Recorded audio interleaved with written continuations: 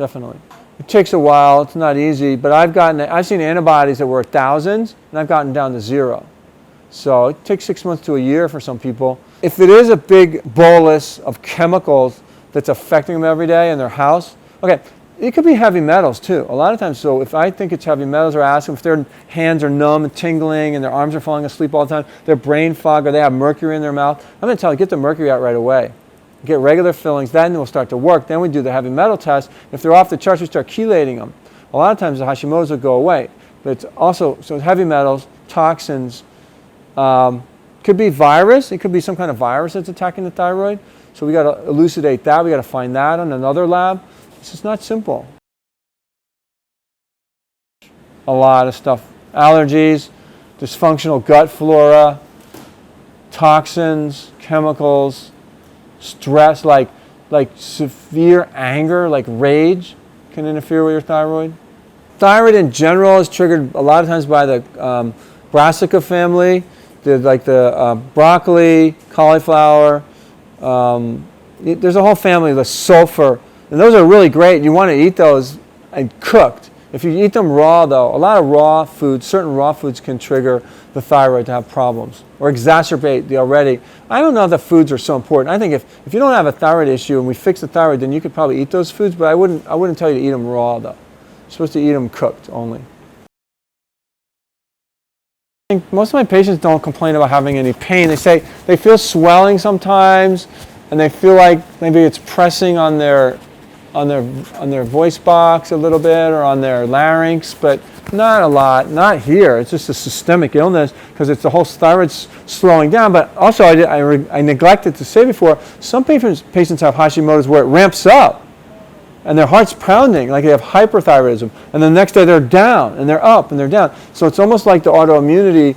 Autoimmunity is just like cells like destroying your thyroid. They're chomping at it. They're trying to kill something that's not there.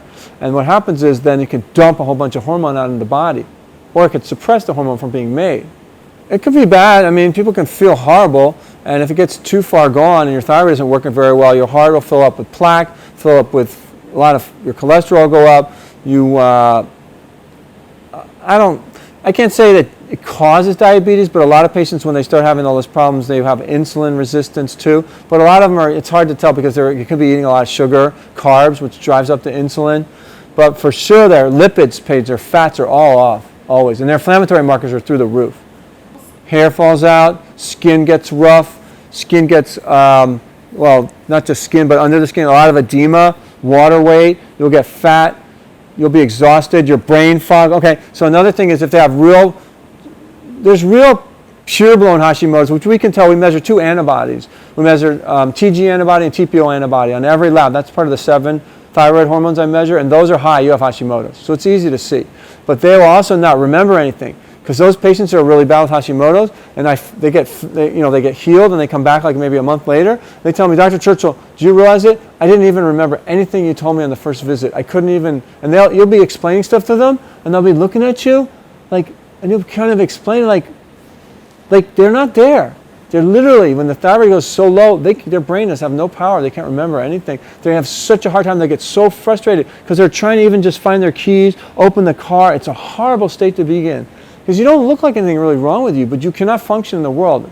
And you may get in an accident or something. You got to be really careful. If your thyroid's that low, you're going to be just so exhausted that a lot of them end up in bed. And that's where you don't want to go, for sure. That's what we can fix that before that happens. I do a lot of labs. I fix all the hormones. I balance all the hormones.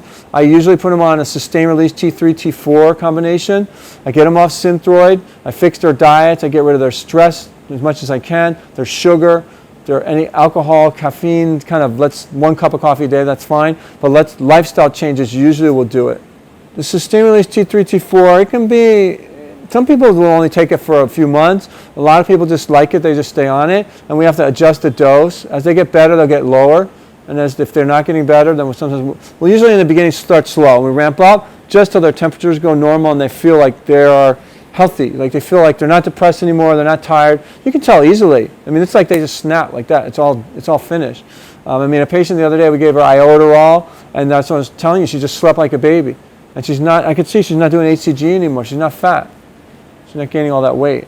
Thyroid controls metabolism, just slows everything down. You can't, there's no way you can lose weight when you have when you have thyroid pathology, let's just say. Hypothyroidism. Hyperthyroidism, you lose all kinds of weight. So you can see what it does. It speeds up everything. So hypothyroidism slows down everything. They're like turtle. I call all my patients, they're like turtles.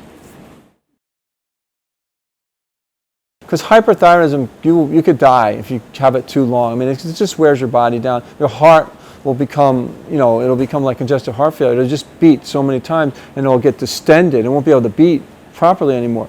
So those, a lot of times, they don't remove it, they irradiate it. And that one I wouldn't recommend unless it's like a last resort. And there's drugs they put them on, and we have a whole protocol for that. Most hyperthyroidism, I know a lady actually from Pasadena, she's still doing great after like 6-7 years, and she still has it, but she can live with it now. We got it normal, so her heart's not beating too fast. The wheat molecule has the same DNA as the thyroid receptors, almost exactly the same. That's why wheat is so detrimental to a lot of people, because as soon as those, okay, so this is autoimmunity in short form, 101, right? So your gut basically has a lining here, it's the blood, and then you have the tube from your anus to your oral cavity going through your body that's dirty, so the body wants to wall it off, but right on the outside of that, in certain places, the nutrients go into the blood, because they have to diffuse into the blood, small intestine, right?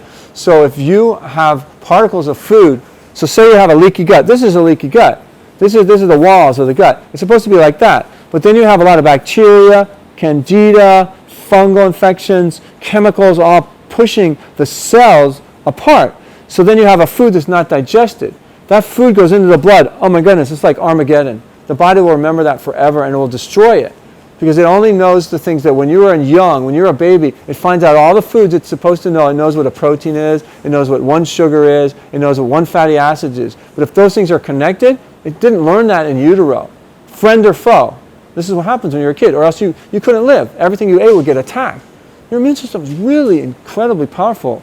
So if it attacks your body, you're in trouble. So what we do is we do probiotics, we do a lot of different things. We kill off the candida. I use nystatin, I use a natural one too. And so the gut shores up like that. Then all these candidas are gone, they're not punching holes, and those foods aren't going in there. So once those foods go in there, especially wheat, well, if the wheat base pairs, like the DNA of the wheat, is the same thing as the thyroid receptor, don't you think the body, when it's going by the thyroid receptor, is going to attack it? Because and it remembers everything. So it remembers that wheat molecule that came into the blood. That's systemic for the whole body. It's like amassing the whole, I don't know good analogies, but it's like getting the National Guard to go to every single person's house in the whole country to find something or to kill it. So I find that wheat molecule, which is actually from wheat, but it's actually on your thyroid, and it's gonna destroy your thyroid. Wheat's adulterated. Why wheat is the worst food, probably the culprit of all foods now, and it's measured in parts per million. Wheat is actually measured in parts per million, like a toxic chemical now. For some people, it's so toxic with celiac, it can destroy them. Because it was adulterated, I think in the 40s or 50s, it was the first experiment they did on our food in America. They've done a lot of experiments on our food, they just don't tell us. They genetically modify it. The wheat's that's the beginning, that's why it's so serious. But not just the wheat, because the wheat will blow into the other fields. Like say you have wheat on this side and you have another kind of grain on the other side. Literally if the wheat blows, because wind blows, right? And it goes onto that, they have to measure that when they put that in the packages and say there's wheat in here, because it's become so toxic.